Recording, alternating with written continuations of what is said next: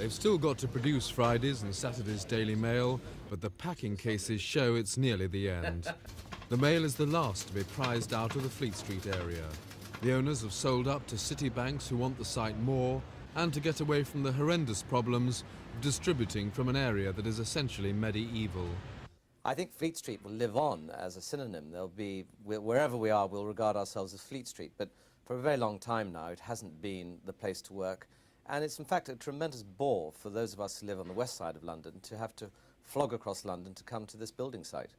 Kensington sounds an absolutely ideal place for you to work from. It is for me, because I happen to live about 5 minutes away and have a local residence parking meter.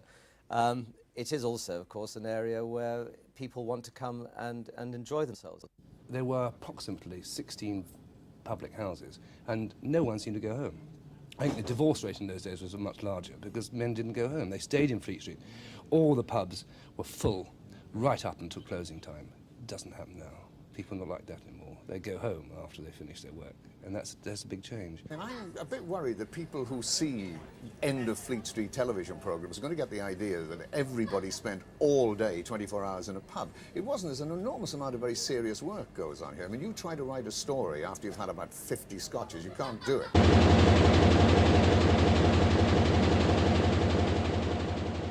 We're no longer sitting on top of the plant, and the excitement and romance of the newspaper industry seems to me to have been lost. And also the close contact between the various newspapers has been lost, so that people in one office don't know what the hell's going on in the next one.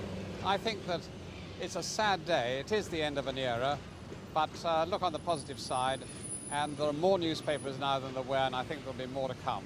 Fleet Street will become a place without an identity. What identity do you think it's going to assume? As far as I can see, it's full of sandwich bars and Japanese bankers. And I imagine there'll be less sandwich bars and more Japanese bankers. Moving to Kensington, what sort of difference will it make? Well, it'll be much more clinical. You know, there was a great fear when we all became computerized here that this would actually destroy the caliber of the writing. I mean, this is rather, you know, you have no noise when you smash the old typewriter, and it gives you a bit of a thrill. There's nothing that... I think most people have mastered this quite easily. What's it going to be like when all the Japanese businessmen are in here? Well, I'm taking Japanese lessons at the moment. I think I'm going to have to. But I mean, the Fleet Street, as we know it, is going to change dramatically. I mean, it's all lawyers, bankers, and that sort of thing. And it's, I mean, it's going to great shame. I'm going to hate it. That's why I'm not staying in Fleet Street. I'm going to go off to Kensington and open up Scribes West there.